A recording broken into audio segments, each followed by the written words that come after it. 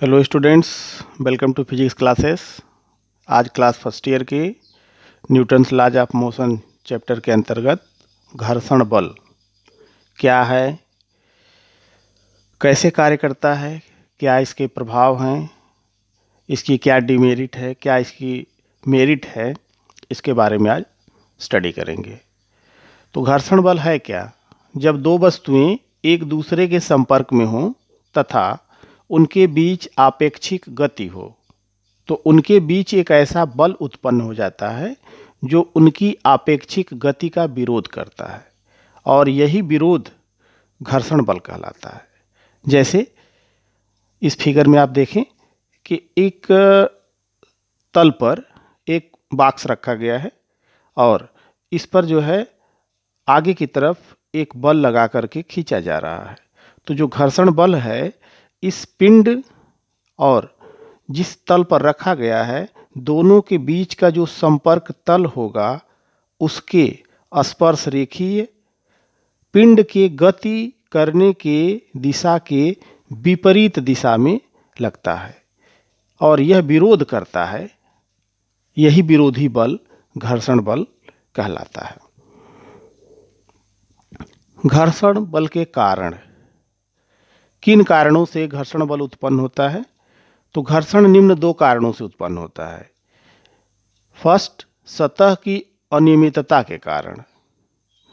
जैसे जो दो सतह जो एक दूसरे के संपर्क में रखे जाते हैं, जैसे सपोज कर लीजिए कि इस पिंड को इसके ऊपर रखा गया है, तो दोनों के जो संपर्क तल होते हैं यह 100% स्मूथ नहीं है, तो इनमें कुछ उभार होंगे और कुछ गर्त होंगे। तो जब इसको इस पिंड के ऊपर रखा जाता है तो उभारों और गर्तों के बीच अंतःग्रंथन अर्थात इंटरलॉकिंग हो जाती है, और जब इंटरलॉकिंग हो जाती है तो जब ऊपर वाले पिंड को या नीचे वाले पिंड को गति कराने का प्रयास करते हैं तो वह उस गति का विरोध करता है। जैसे देखिए कि अगर हम एक छोटे से हिस्से को ऐसे दिखा दें, ये जो येलो पार्ट में आप देख रहे हैं नीचे का पोर्शन, यह नीचे वाले पिंड के लिए है, और जब इसको रखा जा रहा है तो यह आप देख रहे होंगे कि इसमें पूरा तरह से फिट बैठ जा रहा है, अर्थात यह इसको इंटरलॉक कर दे रहा है। तो जब इंटरलॉक कर दे रहा है तो जब इसे ऊपर वाले पिंड को इस पर गति कराएंगे तो यह इसमें अब फिट बैठ गया, तो गति का विरोध करेगा, मतलब कि इसको आगे की तरफ जाने के लिए रोकेगा। तो जो विरोध है, यही विरोध के कारण घर्षण उत्पन्न होता है। जो वर्तमान समय में इसके जो कारण दिए जाते हैं, यह है आणविक बलों के कारण। दो पृष्ठों के बीच घर्षण बल वास्तविक संपर्क बिंदुओं पर अणुओं की पारस्परिक क्रिया से उत्पन्न होता है। वास्तविक संपर्क बिंदु, जब किसी एक ऑब्जेक्ट को दूसरे ऑब्जेक्ट पर रखते हैं तो पहला ऑब्जेक्ट दूसरे के संपर्क में होता है, लेकिन यह आवश्यक नहीं है कि पहले पिंड का पूरा सतह दूसरे पिंड के सतह के पूरे संपर्क में हो।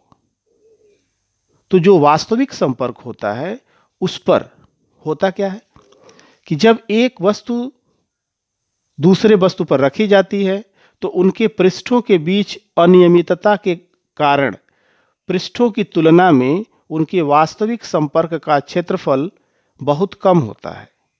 इन बिंदुओं पर अणु एक दूसरे के सन्निकट होने के कारण एक दूसरे को प्रबल रूप से आकर्षित करते हैं, जिससे दोनों पृष्ठ परस्पर बद्ध हो जाते हैं, और जब एक वस्तु दूसरे वस्तु पर चलने का प्रयत्न करती है तो दोनों पृष्ठों के आकर्षण बल इस आपेक्षिक गति का विरोध करते हैं, और यही विरोधी बल संपर्क तलों के बीच लगने वाला घर्षण बल होता है। घर्षण कई तरह के हैं। जैसे स्थैतिक घर्षण, सीमांत घर्षण, गतिक घर्षण, और गतिक घर्षण में भी सर्पी घर्षण और लोटनिक घर्षण। तो सबसे पहले आप देखें नंबर 1 स्थैतिक घर्षण, स्टैटिक फ्रिक्शन। जब दो वस्तुएं एक दूसरे के संपर्क में विरामावस्था में होती हैं तो उनके बीच जो घर्षण कार्य करता है उसे स्थैतिक घर्षण कहते हैं, स्टैटिक फ्रिक्शन। जैसे अगर इस पिंड को यहाँ पर रखा गया है, सिंपली इस पर कोई बाह्य बल नहीं लगाया गया है किसी भी दिशा में, तो इसका टोटल भार नीचे की तरफ और रिएक्शनरी फोर्स ऊपर की तरफ कार्य करता है। लेकिन जब इस पिंड को एक बाह्य बल F लगा करके आगे की दिशा में चलाने का प्रयत्न किया जाता है तो क्या होता है कि जब इसे आगे की तरफ हम बल लगाते हैं तो इस पिंड और संपर्क जिस पर रखा गया है उस संपर्क तलों के बीच में यह विरोधी बल उत्पन्न होता है। अब जैसे देखें कि यह जो नॉर्मल दिखाया गया है P, यह P जो है जब इस पर बल लगाते हैं तो यह अभिलंब से थोड़ा झुक जाता है, और जब झुक जाता है तो इसके दो घटक करते हैं। एक घटक Fs हुआ, दूसरा R हुआ। R mg को बैलेंस कर देता है। अब इस पर डिपेंड करेगा कि if F is greater than Fs तो यह ऑब्जेक्ट मूव करेगा, और capital F is smaller than Fs तो यह मूव नहीं करेगा। तो इस प्रकार जब वस्तु को एक दूसरे पर चलाने का प्रयास करते हैं फिर भी वस्तु विरामावस्था में ही रहती है तो दोनों वस्तुओं के संपर्क तलों के बीच जो घर्षण होता है उसे स्थैतिक घर्षण कहते हैं। और स्थैतिक मीन्स स्टैटिक वर्ड है तो इसमें जो सफिक्स है वह s लिया जाता है। तो फ्रिक्शन फोर्स के लिए Fs, तो Fs is less than mu S are. Mu S घर्षण गुणांक है, स्थैतिक घर्षण गुणांक। सीमांत घर्षण, जैसे जैसे F का मान बढ़ाते हैं स्थैतिक घर्षण भी बढ़ जाता है, परंतु एक सीमा के बाद Fs का मान और अधिक नहीं बढ़ सकता। इस समय गुटका क्षैतिज धरातल पर चलने ही वाला होता है, मतलब अबाउट टू मूव। जैसे उससे थोड़ा सा भी बल अगर अधिक लगाते हैं तो वह पिंड इस सरफेस पर आगे की दिशा में गति करने लगता है। तो स्थैतिक घर्षण बल Fs के अधिकतम मान को ही सीमांत घर्षण बल FL लिमिटिंग फ्रिक्शन कहते हैं। सीमांत, सीमा का अंत, अर्थात जो स्टैटिक फ्रिक्शन का अधिकतम मान होता है, स्टैटिक फ्रिक्शन का अधिकतम मान होता है, उसी मान को, यानी जब वस्तु चलने के लिए तैयार है उस स्थिति में जो अधिकतम Fs का मान होता है, स्थैतिक घर्षण बल का मान होता है, उसे ही हम सीमांत घर्षण कहते हैं। तो इस स्थिति में जब यह बल और अब बढ़ाते हैं तो इसका नॉर्मल झुकता है, और यह P का जो दोनों कंपोनेंट करते हैं Fs घर्षण बल और ये R, तो R mg को बैलेंस कर देता है। और यहाँ पर जो अधिकतम घर्षण बल लगता है यह Fs max equals to mu S R के बराबर होता है। गतिक घर्षण, डायनामिक और काइनेटिक फ्रिक्शन। गति के दौरान तलों के बीच लगने वाले घर्षण बल को गतिक घर्षण बल Fk कहते हैं। इसका मान सीमांत घर्षण बल से कम होता है। तो Fk इक्वल्स टू म्यू के आर, जहां म्यू के गतिक घर्षण गुणांक है जो संपर्क तलों की प्रकृति पर निर्भर करता है। म्यू का मान सदैव 0 और 1 के बीच में होता है, अर्थात जब हम ये कहें कि म्यू 0 है, कोई भी फ्रिक्शन नहीं लग रहा है, तो यह संभव, प्रैक्टिकली यह संभव नहीं, अर्थात 0 नहीं हो सकता। और अधिकतम 1 अर्थात यह भी मैक्सिमम नहीं हो सकता। इसीलिए म्यू का मान, प्रैक्टिकली म्यू का मान 0 और 1 के बीच लाई करता है। गतिक घर्षण दो प्रकार के होते हैं, एक सर्पी घर्षण और दूसरा लोटनिक घर्षण। सर्पी घर्षण अर्थात स्लाइडिंग फ्रिक्शन, लोटनिक घर्षण रोलिंग फ्रिक्शन। ये होता क्या है? सर्पी घर्षण, जब कोई वस्तु किसी दूसरी वस्तु के तल पर सरकती है, सरकते हुए चलती है, तो वस्तुओं के संपर्क तलों के बीच कार्यरत घर्षण बल सर्पी घर्षण बल कहलाता है। जैसे आप शीशा जिस पर बच्चे बैठ करके सरकते हैं, तो आप देखें कि कभी कभी जो है उस पर वो बैठे ही रह जाते हैं, अर्थात उनके संपर्क तलों के बीच घर्षण इतना अधिक होता है कि वह उस पर स्लाइड नहीं कर पाता है। लेकिन जरा सा पीछे की तरफ उसको पुश करते हैं और अपनी बॉडी को आगे की तरफ, तो वह उस पर मूव करने लगता है। तो जब कोई वस्तु एक दूसरे वस्तु पर सरक रही है, तो वस्तुओं के संपर्क तलों के बीच जो कार्यरत घर्षण होता है उसे सर्पी घर्षण कहते हैं। इसी तरह से लोटनिक घर्षण, जब कोई वस्तु जैसे गोला, बेलन, डिस्क, रिंग या छल्ला, इस तरह की कोई वस्तु बिना फिसले लुढ़कती है, बिना फिसले, विदाउट स्किडिंग, तो वस्तुओं के संपर्क तलों के बीच कार्यरत घर्षण बल लोटनिक घर्षण कहलाता है। जैसे सिलेंडर को आप जो है लुढ़काते हुए ले जाते हैं, या इसी तरह से कोई रिंग टाइप की वस्तु है तो उसे जब आप मूव करा देते हैं, कोई फुटबॉल है या बॉल है, वह धरातल पर लुढ़कता हुआ जा रहा है, तो इस दौरान पिंड और धरातल के बीच जो फ्रिक्शन होता है वह लोटनिक घर्षण या रोलिंग फ्रिक्शन होता है। अब इस रोलिंग फ्रिक्शन में ये कुछ जानकारी देखें। लोटनिक घर्षण संपर्क तल के लंबवत प्रतिक्रिया आर के अनुक्रमानुपाती तथा जो वस्तु गति कर रही है, लोटनी गति कर रही है, उस वस्तु के वृत्तीय अनुप्रस्थ काट की त्रिज्या आर के व्युत्क्रमानुपाती होता है। मतलब कि जो संपर्क तल के अभिलंबवत प्रतिक्रिया बल है उसके डायरेक्टली प्रोपोर्शनल, और जो वस्तु का त्रिज्या है, अनुप्रस्थ काट का क्षेत्रफल है, उस त्रिज्या के व्युत्क्रमानुपाती होता है। तो F R proportional to capital R upon small R. F R equals to mu R capital R upon small R. Mu R जहां लोटनिक घर्षण गुणांक है, रोलिंग फ्रिक्शन, यानी म्यू आर जो है कोफिशिएंट ऑफ रोलिंग फ्रिक्शन है। तो अब इससे आप देख रहे होंगे कि अगर स्मॉल आर की वैल्यू बड़ी है तो घर्षण कम होगा, अर्थात दो समान धातु के अगर छल्ले जिनकी त्रिज्या, एक की त्रिज्या अधिक और दूसरे की त्रिज्या कम, अगर दोनों को एक तल पर लुढ़काया जाए तो फ्रिक्शन कम किस में लगेगा? जिसकी त्रिज्या बड़ी होगी उसमें फ्रिक्शन कम होगा, और जिसमें त्रिज्या कम होगी उसमें फ्रिक्शन अधिक होगा। तो जब कोई पहिया क्षैतिज तल पर शुद्ध लोटनिक गति करता है, शुद्ध लोटनिक गति अर्थात उसमें सर्पी गति नहीं हो रही हो, तो उसके संपर्क बिंदु का वेग सदैव शून्य रहता है। यही कारण है कि लोटनिक घर्षण का मान सर्पी घर्षण से बहुत कम होता है।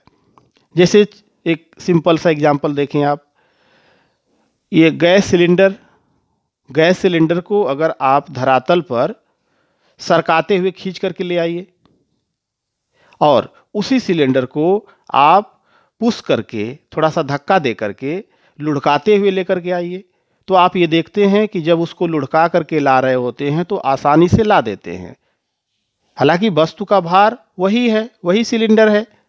तो इस स्थिति में सर्पी घर्षण का मान अधिक और लोटनिक घर्षण का मान कम। तो ये इसके कुछ एग्जाम्पल्स से। घर्षण कोण क्या होता है? सीमांत घर्षण की अवस्था में सीमांत घर्षण बल अर्थात जो अधिकतम स्टैटिक फ्रिक्शन था तथा अभिलंब प्रतिक्रिया आर का परिणामी पी अभिलंब प्रतिक्रिया आर के साथ जो कोण बनाता है उसे घर्षण कोण कहते हैं।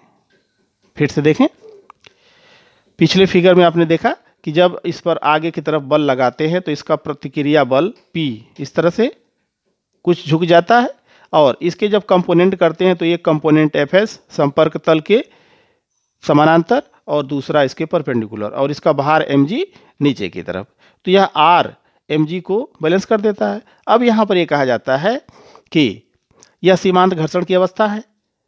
इस स्थिति में अभिलंब प्रतिक्रिया ये r P के साथ जो कोण बनाता है इसे कहते हैं घर्षण कोण।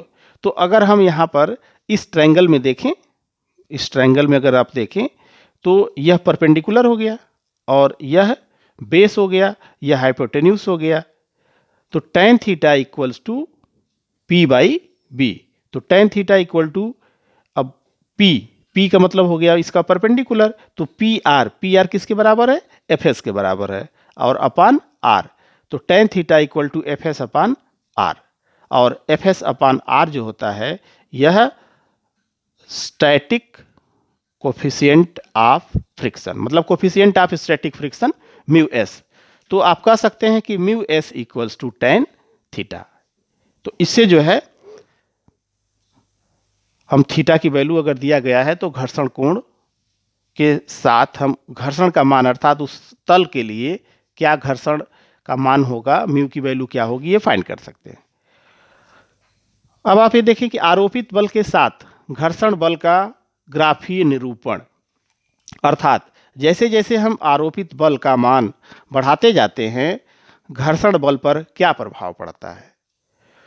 तो सपोज कर लीजिए कि आप एक गाड़ी को धक्का दे रहे हैं और जब गाड़ी रुकी हुई है उस समय आपने उस पर 10 न्यूटन का बल लगाया, वह गति नहीं की।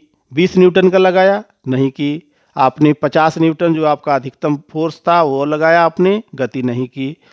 लेकिन आप देखते हैं कि जब वह अधिक बल लगा करके, और अगर हम आरोपित बल का मान बढ़ा दें तो आरोपित बल का मान और अधिक बढ़ाने पर एक स्थिति ऐसी आती है कि वह अबाउट टू मूव, मतलब कि अब घूमने वाली ही होती है, मतलब चलने वाली ही होती है। और जैसे वह चलने लगती है फिर हम देखते हैं कि थोड़ा सा कम बल लगाने पर ही वह आगे की तरफ लुढ़कती रहती है। तो इस तरह से जब आरोपित बल का मान बढ़ाते जाते हैं तो घर्षण बल का मान भी बढ़ता जाता है, क्योंकि स्टैटिक फ्रिक्शन में ये कहा जाता है कि आरोपित बल F के अनुक्रमानुपाती होता है, अर्थात जैसे जैसे आरोपित बल का मान बढ़ाते जाते हैं वैसे वैसे घर्षण बल का मान भी बढ़ता जाता है। इसीलिए कहा जाता है कि frictional force is self adjusting force, यह अपने आप जो है एडजस्ट हो जाता है। तो O से A तक हम देख रहे हैं कि यह स्ट्रेट लाइन है, अर्थात जैसे जैसे आरोपित बल का मान बढ़ाते हैं घर्षण बल का मान बढ़ता जाता है, और बढ़ते हुए अधिकतम होता है बिंदु A पर, जो कि सीमांत घर्षण है, मतलब कि स्थैतिक घर्षण बल का अधिकतम मान जहां पर हुआ, और अब यहां से वस्तु मूव करने लगती है। तो जब वस्तु मूव करती है तो फिर उसका घर्षण जो है कम हो जाता है, तो कम होता है, तो अब ये आ गया गतिक घर्षण। तो इस तरह से ये Fs और ये Fl और ये Fk, अगर इन तीनों में हम देखें तो Fl is greater than Fk, Fl is greater than Fk and Fs, और Fs का अधिकतम मान ही Fl लिमिटिंग फ्रिक्शन होता है। सीमांत घर्षण के नियम। सीमांत स्थैतिक घर्षण बल का परिमाण संपर्क तलों की प्रकृति तथा उनके खुरदरेपन अथवा चिकने पर निर्भर करता है। तो सरफेस जितना खुरदरा होगा उतना ही घर्षण बल अधिक होगा, और जितना ही चिकना होगा उतना ही घर्षण बल कम होगा। यदि अभिलंब प्रतिक्रिया बल नियत है तो तलों के आकार अथवा क्षेत्रफल पर निर्भर नहीं करता है। घर्षण बल संपर्क तलों के समांतर तथा गति के विपरीत दिशा में होता है, स्पर्श रेखीय और विपरीत दिशा में होता है। दिए गए संपर्क तलों के लिए स्थैतिक घर्षण बल अभिलंब प्रतिक्रिया के अनुक्रमानुपाती होता है, अर्थात Fs proportional to capital R, और जब यह प्रोपोर्शनल का साइन हटता है तो एक कांस्टेंट आ जाता है, तो F S equals to mu S R, जहां म्यू एस स्थैतिक घर्षण गुणांक है। गतिक घर्षण के नियम। गतिक घर्षण सदैव वस्तुओं की सापेक्ष गति के विपरीत दिशा में कार्य करता है। गतिक घर्षण संपर्क पृष्ठों के युग्म की प्रकृति पर निर्भर करता है, अर्थात दोनों वस्तुएं जो संपर्क तल पर हैं एक दूसरे के संपर्क में, उनकी प्रकृति पर भी निर्भर करता है।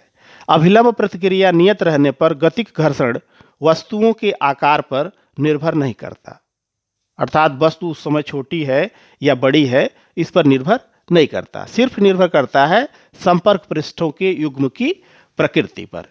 गतिक घर्षण का मान वस्तुओं के संपर्क तलों की आपेक्षिक चाल पर निर्भर करता है। आपेक्षिक चाल अर्थात दोनों वस्तुएं एक दूसरे के ऊपर जो घूम रही हैं, गति कर रही हैं, तो दोनों के बीच जो आपेक्षिक चाल है उस पर निर्भर करता है।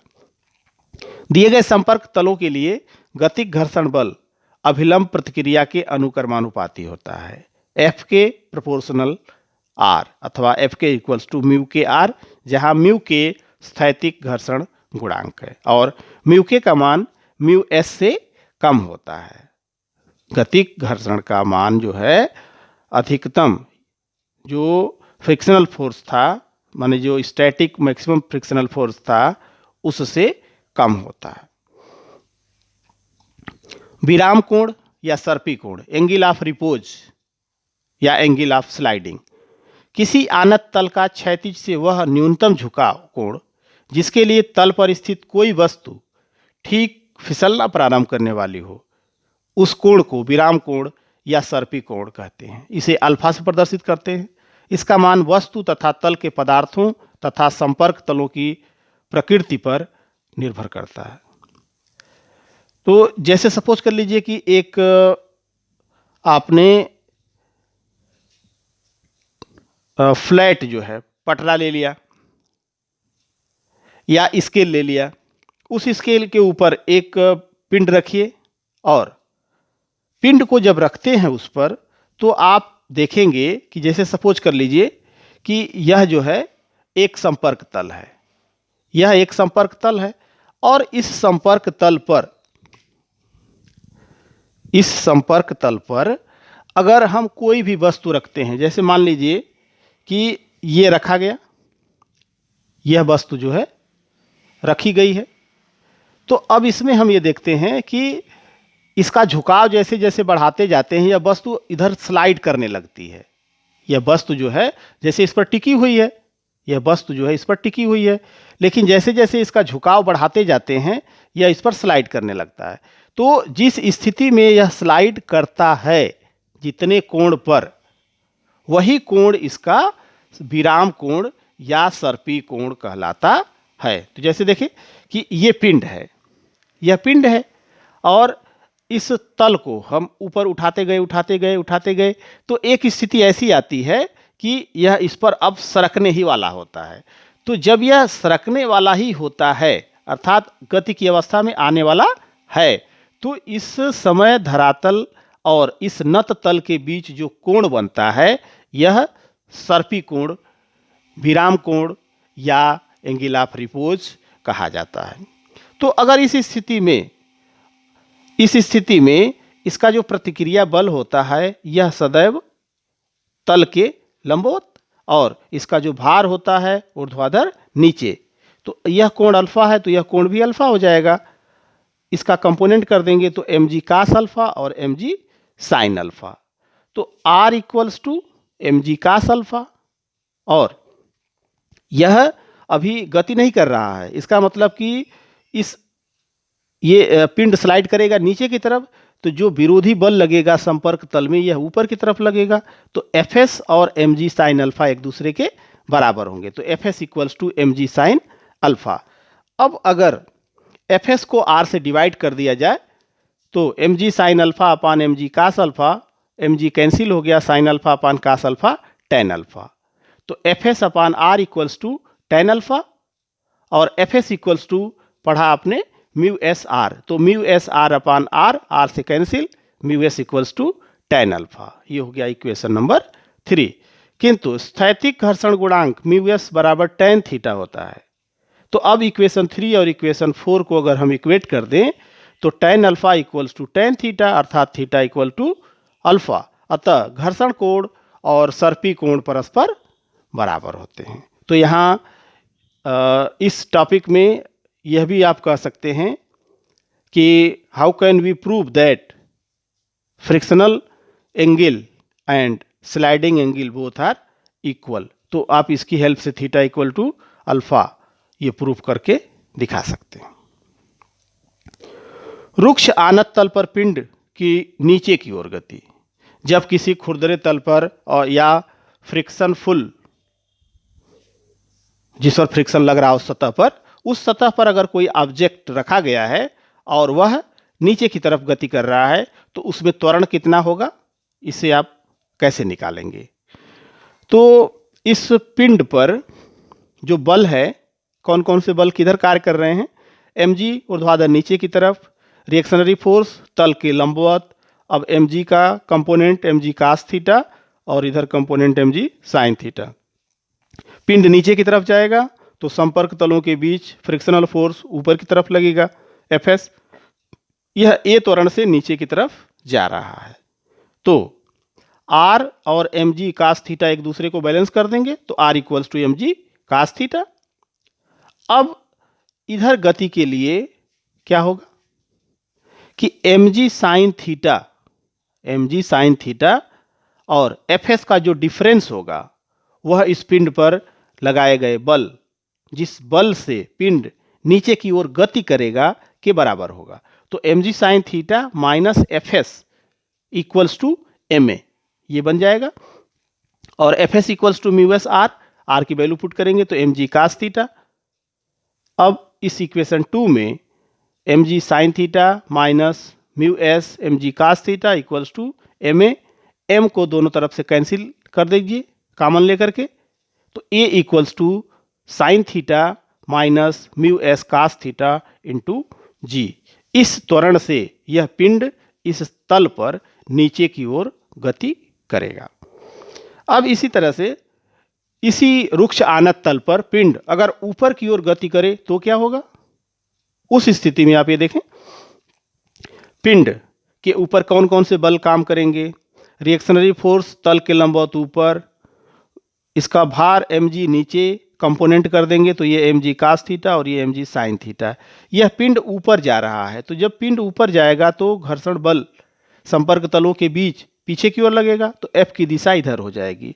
अर्थात इस दिशा में लगने वाले बल कौन कौन से होंगे, mg sin थीटा और F। अब इधर हमें कम से कम F जो बल है कितना बल लगाना पड़ेगा, तो यह इसको जो बैलेंस करेगा उसके लिए इसकी आवश्यकता। तो अब इसमें जो इक्वेशन बनेंगे, क्या बनेंगे, r equals to mg cos theta, आनत तल पर ऊपर की ओर आवश्यक बल, तो F की जो वैल्यू है यह mg sin थीटा और F के बराबर कम से कम होनी चाहिए, तो F equals to mg sin theta plus F। लेकिन mu F equal to mu R होता है, अर्थात म्यू mg cos थीटा, तो इस F के जगह पर ये वैल्यू पुट कर देंगे, तो F equals to mg sin theta plus mu mg cos theta, mg common ले लेंगे, sin theta plus mu cos theta. अब पिंड पर जो है तल के समांतर ऊपर की ओर अगर हम P बल लगाते हैं, तो P बल लगाने पर अगर यह A त्वरण से ऊपर की तरफ जा रहा है तो जो नेट बल होगा वह कितना होगा, कैपिटल P माइनस F। मतलब कि F बल तो लगाया, मतलब मिनिमम बल है जिससे कि यह आगे की तरफ गति की अवस्था में होगा, और कुछ बल लगाने पर यह A त्वरण से ऊपर की तरफ जाएगा। तो जो नेट बल होगा, क्योंकि इतना विरोधी बल तो उसमें से कम हो जाएगा, इसलिए नेट बल P माइनस F होगा। तो P minus F equals to ma, और F के जगह पर पुट कर देंगे mg sin theta plus mu cos theta और ये इक्वल्स टू ma। तो अब इधर से आप देखें A निकालना आपको, तो A इक्वल्स टू m से डिवाइड कर देंगे, तो P बाई m, और इसमें से m कैंसिल हो जाएगा, तो g sin theta plus mu cos theta. तो इस त्वरण से यह ऊपर की तरफ गति करेगा। घर्षण बल से होने वाले लाभ, कुछ घर्षण बल से लाभ भी हैं, कुछ घर्षण से नुकसान भी हैं। जैसे किसी सतह पर चलने हेतु घर्षण की आवश्यकता होती है। अगर पर्याप्त घर्षण बल उपलब्ध न हो तो चलना संभव नहीं है। जैसे आप देखें कि अगर आप कहीं सड़क पर या किसी स्थान पर तेल गिरा हुआ हो तो उस पर चलना जो है आसान नहीं होता है। क्यों? इसलिए कि जब सरफेस चिकना हो जाता है तो घर्षण कम हो जाता है। तो इसका मतलब है कि वहाँ घर्षण बल की आवश्यकता है। घर्षण के कारण ही वाहन तीव्र गति से सड़क पर गति कर पाते हैं। अगर घर्षण न हो तो वाहन तीव्र गति से सड़क पर गति नहीं कर पाएंगे। क्यों नहीं कर पाएंगे? क्योंकि इसी की वजह से, घर्षण के कारण ही वह आगे की तरफ गति की अवस्था में आ पाते हैं। अदरवाइज अगर घर्षण नहीं लगता तो जैसे गाड़ी अगर कहीं कीचड़ में फंसी हुई है तो जब उसे आगे की तरफ चलाते हैं तो वह एक ही जगह पर घूमता रहता है। तो उसी तरह से अगर घर्षण न लगे तो वह पहिया एक ही जगह घूमता रहेगा, अर्थात आप तीव्र गति से वाहन सड़क पर गतिमान नहीं कर पाएंगे। घर्षण की अनुपस्थिति में वाहनों में ब्रेक कार्य नहीं कर सकेंगे और वाहन को रोकना या गति बढ़ाना संभव नहीं होगा। तो जो ब्रेक लगाते हैं, वाहन को नियंत्रित करते हैं, रोकते हैं, तो उस स्थिति में घर्षण अगर काम न करे तो वाहन रुकेगा नहीं। तो इस स्थिति में घर्षण की आवश्यकता है। मशीनों के कल पुर्जों को घर्षण की अनुपस्थिति में जोड़ना या रखना संभव नहीं होगा। जैसे जो भी मशीनरी सिस्टम है, सब में सभी नट बोल्ट कल पुर्जों के थ्रू ही टाइट किए जाते हैं। तो अगर इसमें घर्षण कार्य न करे तो क्या होगा? जो मशीनों में लगी हुई कील है वह अपने आप खुलेंगी। जब खुलेंगी तो क्या वह मशीन कार्य करेगी? नहीं। अर्थात इसके लिए भी घर्षण की आवश्यकता है। घर्षण के कारण ही घिरनी तथा पट्टे का उपयोग संभव है। जैसे आप देखे होंगे कि गेहूं पीसने की जो मशीन है आटा चक्की पर, या फिर पानी की जो मोटर है, यह मोटर के थ्रू पट्टे से चलाई जाते हैं। तो अगर उसके बीच में घर्षण कार्य न करे तो क्या वह पट्टा जो है उसको रोटेट कर पाएगा, जिसमें कि हम मैकेनिकल एनर्जी का उपयोग कर रहे हैं कार्य करने के लिए? पेपर या बोर्ड पर लिखना घर्षण के कारण ही संभव है। जैसे आप प्लास्टिक कोटेड पेपर पर अगर आप लिख रहे हो तो आप देखते हैं कि आप उस पर आसानी से लिख नहीं पाते हैं, या किसी फोटो पर साइन करना हो तो आप उस पर सिंपल पेपर की तुलना में जिस पेन से आप लिख रहे थे उस पर लिखना आसान नहीं होता है। इसलिए कि इंक और उस संपर्क तल के बीच जो घर्षण बल आवश्यक होता है, अगर वह नहीं है तो उस पर लिखना संभव नहीं है। तो लिखने के लिए भी, या बोर्ड अगर ब्लैक बोर्ड या वाइट बोर्ड अगर बहुत चिकना है तो उस स्थिति में भी आप देखते हैं कि उस पर लिखना संभव नहीं होता है। डोरियों में गांठ बांधना या दीवारों में कील गाड़ना, ये भी घर्षण से ही संभव है। क्योंकि अगर घर्षण नहीं होगा तो वह कील दीवार में रुकेगी? नहीं रुकेगी। घर्षण से होने वाली हानियां। घर्षण सदैव दो वस्तुओं के सापेक्ष गति का विरोध करता है, अतः अतिरिक्त ऊर्जा व्यय करनी पड़ती है। तो ये घर्षण से होने वाली हानि है।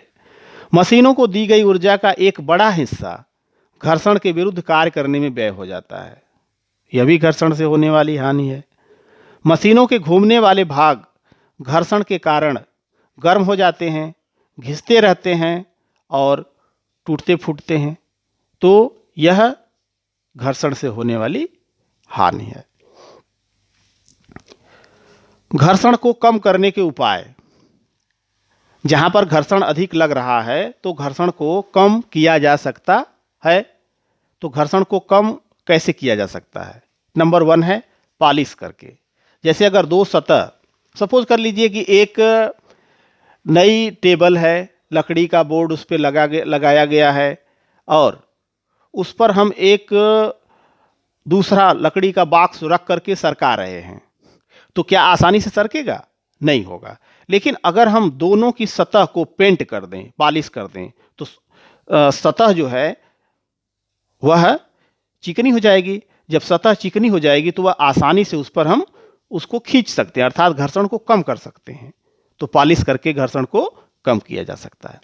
स्नेहक द्वारा, यूजिंग लुब्रिकेंट, जैसे आप देखते हैं कि जहाँ पर जो घूमने वाली चीज़ें, जैसे साइकिल में देख लीजिए, जब साइकिल आप चलाते हैं और जब थोड़ा अधिक जान लगाना पड़ता है, तो उस स्थिति में आप कहते हैं कि ज़रा इसमें ऑयलिंग करा दें। तो ऑयलिंग क्यों कराते हैं? इसीलिए कि उसमें जो फ्रिक्शन है वह कम हो जाता है। बॉल बेयरिंग का प्रयोग करके, तो बॉल बेयरिंग क्या होता है? बॉल बेयरिंग में आप देखे होंगे कि जहाँ पर जो अधिकतर हिस्सा घूमने वाला होता है, उस घूमने वाले हिस्से में छोटे छोटे छर्रे रिंग में फिट करके ग्रीस के द्वारा जो है लगाए जाते हैं। तो इसका मतलब है कि बॉल बेयरिंग का प्रयोग करके घर्षण को कम किया जा सकता है। सुप्रवाहिता द्वारा, यूजिंग स्ट्रीम लाइनिंग, जैसे जितने भी ये गाड़ियाँ जो तीव्र गति से चलने के लिए बनाई जाती हैं, या रोड पर चलने के लिए जितनी भी कारें और इस तरह की गाड़ियाँ बनाई जाती हैं, उनका आकार ऐसा होता है कि उसके ऊपर, जैसे अगर हम कार की बात करें तो आप देखें कि कार का शेप ऐसे होता है, शीशे की तरफ से, मतलब आगे से वह जो है कर्व शेप में बनाया जाता है ऊपर की तरफ। और ये देखते हैं कि जब हवा उस पर पड़ती है तो वह उसका जो फ्लो है वह स्ट्रीम लाइनिंग हो, धारा रेखी प्रवाह हो, जिसकी वजह से एयर का रेजिस्टेंस जो है कम हो जाता है। तो यह कारण होता है, या अर्थात सुप्रवाहिता के द्वारा हम घर्षण को कम कर सकते हैं। उपयुक्त पदार्थों का चयन करके,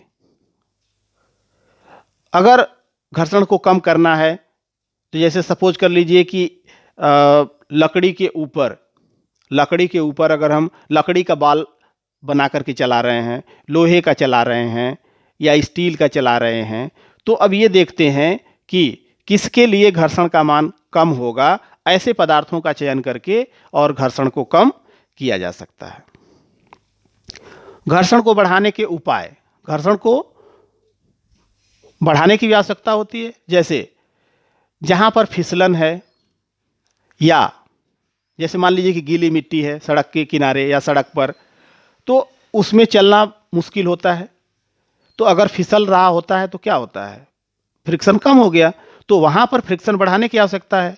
तो अगर हम उस पर रेत का छिड़काव कर दें, बालू डाल दें, तो क्या होगा कि फिसलन कम हो जाती है। तो फिसलन कम हो गई अर्थात घर्षण को बढ़ा दिया गया। इसी तरह से जहां बर्फीली सड़कें हैं या बर्फ है, सड़कों पर बर्फ जम गई हो, तो उस पर आवागमन को पूरा करने के लिए क्या करते हैं?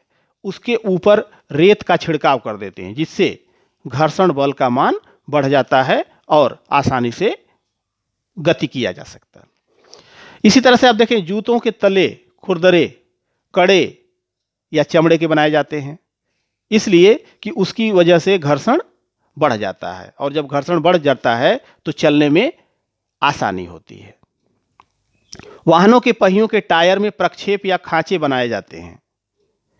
जैसे जितने भी आप साइकिल, मोटरसाइकिल, कार, ट्रक, बस, किसी का भी पहिया देखें तो उस पहिए में खांचे बने होते हैं, और वह पहिए में जो टायर में जो खांचे होते हैं, यह खांचे जब धरातल के संपर्क में या सड़क के संपर्क में आते हैं तो यह घर्षण को बढ़ा देते हैं।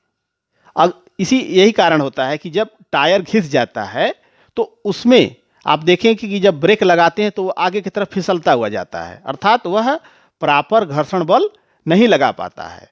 तो घर्षण को बढ़ाने के लिए ही वाहनों के पहियों के टायर में प्रक्षेप या खांचे बनाए जाते हैं। तो इस तरह से घर्षण से कुछ लाभ भी हैं और कुछ हानियां भी हैं। तो इस तरह से हम ये कह सकते हैं कि friction is evil and merit also, मतलब कि घर्षण बल के कुछ हानियां भी हैं और कुछ फायदे भी हैं। तो घर्षण को इग्नोर नहीं किया जा सकता है। तो आप अगली वीडियो में इसका न्यूमेरिकल देखें। Thank you for watching.